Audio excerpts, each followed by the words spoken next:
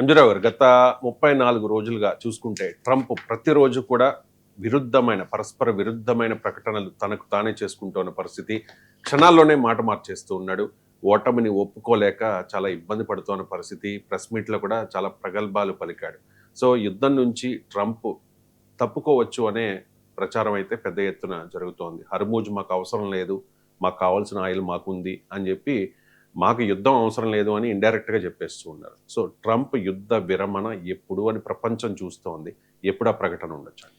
Yes అండి. ఇప్పుడు America అధ్యక్షుడు డొనాల్డ్ ట్రంప్ ఎప్పుడు యుద్ధాన్ని విరమించబోతున్నారు? This is the biggest question అనమాట. మొత్తం ప్రపంచం అంతా 1000 కళ్ళుతో ఎదురు చూస్తుంది. ఎప్పుడు డొనాల్డ్ ట్రంప్ యుద్ధ విరమణ చేయబోతున్నాడు? ఎందుకంటే ఇప్పుడు ఇరాన్ ఇజ్రాయెల్ యుద్ధంలో చాలా కీలక పాత్ర పోషించేదే అమెరికా సుప్రీం మిలిటరీ పవర్. ఇది యుద్ధాన్ని విరమించిన మరుక్షణం ఆ యుద్ధం ఆల్మోస్ట్ ఆగిపోబోతుంది. అమెరికా యుద్ధ విరమించిన ఇక్కడ పీస్ డీల్ కుదుర్చుకోవాలి. పీస్ డీల్ లేకపోతే ఇరాన్ ఇంకా ఇజ్రాయెల్ గల్ఫ్ దేశాలను యుద్ధం చేస్తూనే ఉంటుంది, అటాక్ చేస్తూనే ఉంటుంది. కాబట్టి ఇరాన్ కోరుకునేది ఏంటంటే ప్రధానంగా ఇక ఇజ్రాయెల్ అమెరికా కలిసి మమ్మల్ని అటాక్ చేయవనే మాకు అష్యూరెన్స్ ఇస్తే మేము యుద్ధ విరమణ ఆపుతామనేది ప్రధానమైన డిమాండ్ అనమాట. కానీ ఇక్కడ అమెరికా అధ్యక్షుడు హర్మూజ్ స్ట్రైట్ ఓపెన్ చేయాలంటున్నాడు, లేదా పీస్ డీల్ కుదుర్చుకోమంటున్నాడు. కానీ ఇప్పుడు హర్మూజ్ స్ట్రైట్ ఓపెన్ చేసే సామర్థ్యం ఇజ్రాయెల్ అమెరికాలకి లేదు అనేది ఇప్పుడు తెలిసిపోయింది. కాబట్టి ఈ హర్మూజ్ స్ట్రైట్ ఓపెన్ చేయకపోయినా పీస్ డీల్ కుదుర్చుకుంటా, లేకపోతే వెనక్కి వెళ్ళిపోతాను అన్నట్టు డొనాల్డ్ ట్రంప్ ఆల్రెడీ ప్రకటించడం జరిగింది. ఇప్పుడు ఈస్టర్ పండగ, ఇక అమెరికాలో కూడా ఆయనకి అనుకూలంగా లేవు పరిస్థితులు. ప్రజాదరణ -రేటుకి తగ్గిపోవడం, అమెరికాలో నో కింగ్స్ ప్రొటెస్టులు జరగడం, అమెరికా కాంగ్రెస్ నుంచి ఆయనకి ఇంకా $200 బిలియన్ యుద్ధానికి కావాల్సిన పెట్టుబడి స్పెండింగ్ లేకపోవడం, అమెరికా వార్ క్యాబినెట్లో కూడా తేడాలు రావడం, ఇక అమెరికా అధ్యక్షుడు ఏ మాత్రం కూడా యుద్ధం చేయడానికి వీలు లేని పరిస్థితి ఆయనకు వచ్చింది. కాబట్టి ఇలాంటి తర్వాత అమెరికాకి సహకరించే ఏ దేశాలు కూడా నాటో దేశాలు సహకరించకపోవడం, ముఖ్యంగా బ్రిటన్, ఈ ఇటలీ, తర్వాత స్పెయిన్లు ఎయిర్ స్పేస్ క్లోజ్ చేయడం, గల్ఫ్ దేశాలు కూడా ఒత్తిడి ఉండడం. ఎందుకంటే అమెరికా ఇజ్రాయెల్ అటాక్ చేసుకోతే రక్షించలేని పరిస్థితి, అమెరికా కూడా రక్షించలేని. ఇలాంటి పరిస్థితుల్లో ఇక యుద్ధానికి ముందుకు వెళ్ళకూడదు అనేది అమెరికా మీద తీవ్రమైన ఒత్తిడి ఉంది. ప్రపంచంలో ఆయిల్ రేటు పెరగడం వల్ల వేరే దేశాలు కూడా అమెరికాని ప్రెజర్ తెస్తున్నాయి. అమెరికా ప్రాబల్యం, అమెరికా యొక్క గ్లోరీ, అమెరికా యొక్క పేరు రోజు రోజుకి గంటకి తగ్గుతుందన్నమాట ప్రపంచంలో. ఎందుకంటే హర్మూజ్ స్ట్రైట్ ఓపెన్ చేయలేని ఒక ఇనేబిలిటీ అనేది అక్కడ మనకు అర్థమైపోతుంది, సామర్థ్యం లేకపోవడం. కాబట్టి ఇంకా యుద్ధంలోంచి రావడం, వెనక్కి తగ్గడం తప్పితే ట్రంప్కి వేరే ప్రత్యామ్నాయం అనేది లేదు, వేరే ఆప్షన్ కూడా లేదు. ఆయన ఎంతసేపు ఉన్న ఇరాన్ బెదిరించి ఇదిగోండి ఆయుధాలు చూపించి నువ్వు రా అంటున్నాడు. కానీ ఇరాన్ రానంటూనే యుద్ధానికి వెళ్తుంది. కాబట్టి నాకు తెలిసినంత వరకు ప్రస్తుతమైన అక్కడ యుద్ధ వాతావరణాన్ని, ఇరాన్ మనస్తత్వాన్ని, గల్ఫ్ దేశాలు, ప్రపంచంలో ఆయిల్ క్రైసిస్, ఇన్ఫ్లేషను, రిసెషను, అమెరికాలో అంతర్గత పరిస్థితులు, war cabinet, Republican, Democrats, American Congress, ఇవన్నీ పరిశీలిస్తే ఏ క్షణమైనా డొనాల్డ్ ట్రంప్ యుద్ధంలోంచి నేను వెళ్ళిపోతున్నాను అంటూ అమెరికా ఆర్మీని అక్కడ ఉపసంహరించుకుని అక్కడ నుంచి వెళ్ళిపోయే సందర్భాలు కనిపిస్తున్నాయి. అంటే ఈ సమయం నుంచి ఏ క్షణమైనా ట్రంప్ యుద్ధ విరమణను ప్రకటించే అవకాశం ఉంది.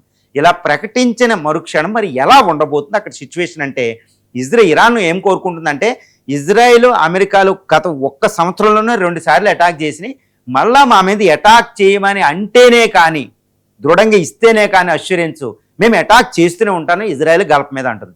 అమెరికా అక్కడ నుంచి యుద్ధ విరమణ ప్రకటించి వెళ్ళిపోయినా ఇరాన్ మాత్రం ఇటు ఇజ్రాయెల్, ఇటు గల్ఫ్ దేశాల మీద అటాక్ చేస్తూనే ఉంటుంది, ఇంకా విజృంభించే అవకాశం ఉంది. ఎందుకంటే ఒత్తిడి తేవడానికి.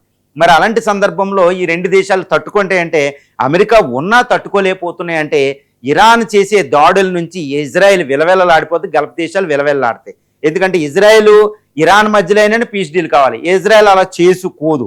మరి అలాంటప్పుడు ఇజ్రాయెల్ గల్ఫ్ దేశాలు, ముఖ్యంగా యుఏఈ విపరీతమైన నష్టాన్ని సోరగొంటాయి అనమాట. మరి ఎలా అంటే, మరి ట్రంప్ అయితే యుద్ధం నుంచి విరమణ చేసే అవకాశాలు ఇక్కడ పుష్కలంగా అనిపిస్తున్నాయి. ఎందుకంటే ఇరాన్ పెట్టిన నిబంధనలు, ఇరాన్ పెట్టిన కండిషన్స్ ప్రకారం అమెరికా అధ్యక్షుడు అక్కడ పీస్ డీల్ కుదుర్చుకునే అవకాశం లేదనమాట. నా ఓటమిని ఒప్పుకున్నట్టు అవుతుంది, అమెరికా ఆధిపత్యాన్ని వదులుకున్నట్టే. కాబట్టి ఇరాన్ పెట్టే కండిషన్లు ఎట్టి పరిస్థితుల్లో కూడా అమెరికా ఒప్పుకోదు. కాబట్టి ఆయన యుద్ధాన్ని నుంచి విరమించి వెళ్ళిపోతాడు, అంటే పలాయనం చిత్తగిస్తాడు ఇరాన్కి విజయం ఇచ్చేసి ఒప్పుకోకుండా. మరి ఇజ్రాయెల్, యుఏఈల మీద ఎక్కువ ఒత్తిడి వచ్చే అవకాశం ఉంది. మరి అలాంటి పరిస్థితులు ఏంటంటే, ఈ గల్ఫ్ దేశాలు, ముఖ్యంగా ఇజ్రాయెల్ ఇండియా మీద ఆధారపడే అవకాశాలు ఉన్నాయి. ముఖ్యంగా ఇండియా, పుతిన్, రష్యా అధ్యక్షుడు. ఎందుకంటే గల్ఫ్ దేశాలు పుతిన్తో చక్కటి సంబంధాలు కలిగి ఉంటాయి గల్ఫ్ దేశాలు. అదేవిధంగా గల్ఫ్లో ముఖ్యంగా మన 1 కోటి మంది భారతీయులు ఉన్నారు. అక్కడ నుంచే మనకి ఎనర్జీ ఎక్కువ వస్తే ఆ పెట్టుబడులు మనకి ఇంపార్టెంట్. అక్కడ యుఏఈ, సౌదీ అరేబియాలతో మనం ఒమన్తో వ్యూహాత్మకమైన రిలేషన్షిప్ ఉన్నాం. కాబట్టి ఇండియన్ ప్రైమ్ మినిస్టర్ మోడీ ఇటు యుఏఈ, అదేవిధంగా ఇటు ఇజ్రాయెల్ రక్షణకి మోడీ రంగంలో దిగాలి. అటువైపు పుతిన్ కూడా గల్ఫ్ దేశాలు అవసరం కాబట్టి గల్ఫ్ దేశాలు కూడా పుతిన్ రిక్వెస్ట్ చేయడం వల్ల ఇండియా రంగంలోకి రాబోతుంది. అంటే బ్రిక్స్, చైనా రంగంలోకి వచ్చి ఇటు ఇరాన్కి, ఇటు ఇజ్రాయిల్, గల్ఫ్ దేశాలకి మధ్య ఒక పీస్ డీల్ కుదుర్చిన అవకాశం ఉంది. అది ముఖ్యంగా గల్ఫ్, ఇరాన్కి మధ్యలో, తర్వాత ఇజ్రాయిల్, ఇరాన్కి మధ్యలో ఒక పీస్ డీల్ కుదుర్చుకునే అవకాశం ఉంది. ఇక్కడ అమెరికా ఎట్టి పరిస్థితుల్లో రాదు, ఎందుకంటే అది ఒప్పుకున్నట్టు అయిపోతుంది. సో ఈ విధంగా యుద్ధ విరమణ ఆగిపోతుంది. అంటే అమెరికా వెళ్ళడం వెంటనే ఇక్కడ యుద్ధం ఆగదు. ఎందుకంటే ఇరాన్, ఇజ్రాయెల్, గల్ఫ్ దేశాల మీద యుద్ధం చేస్తూ ఉంటుంది. మళ్ళీ పీస్ డీల్ కుదర్చడానికి మోడీ, పుతిన్, చైనా రంగంలో దిగవలసిన అవసరం ఉంది. ముఖ్యంగా మోడీ, మన అవసరాలు కూడా అక్కడ ఉన్నాయి కాబట్టి. సో ఈ విధంగా ఈ పీస్ డీల్ పూర్తిగా యుద్ధం ఆగడానికి ఇంకా ఒక 2 వారాలు, 1 వారం పట్టే అవకాశం ఉంది. ఈ విధంగా అమెరికా ట్రంప్ ట్రాప్లోంచి జాగ్రత్తగా వెళ్ళిపోతాడనమాట. యుద్ధంలో మొదలు పెట్టేసి ఎటు కాకుండా అసలు ముగించకుండా ఓడిపోయానని చెప్పకుండా ఓటమిని అంగీకరించుకుని వెళ్ళే అవకాశం ఉంది. కాబట్టి ఈ క్షణం నుంచి ఏ క్షణంలోనైనా డొనాల్డ్ ట్రంప్ నుంచి నేను పీస్ డీలు లేదు, కానీ యుద్ధంలో ఇరాన్ అంతా నేను ఓడించేసాను, సర్వనాశనం అయిపోయింది, అక్కడ ఇంకా అటాక్ చేయడానికి లేదు, ఇరానియన్ నేవీ, ఎయిర్ ఫోర్స్ నాశనం అయిపోయింది, ఎయిర్ సుపీరియారిటీ వచ్చేసింది, ఇరాన్ ఇంకా తిమిరుకోలేదు, ఇరాన్ అణు కార్యక్రమం ముందుకెళ్దాం, కాబట్టి నా యుద్ధ లక్ష్యం పూర్తి అయిపోయింది అన్నట్టు ఏదో పెద్దగా కబుర్లు ఇవన్నీ చెప్పి ఇరాన్ యుద్ధం నుంచి నేను వెళ్ళిపోతున్నానని అక్కడ నుంచి పలాయనం చిత్తగిస్తాడు. ఇది ఇరాన్కి పూర్తి స్థాయి విజయంగా మనం చెప్పుకోవచ్చు.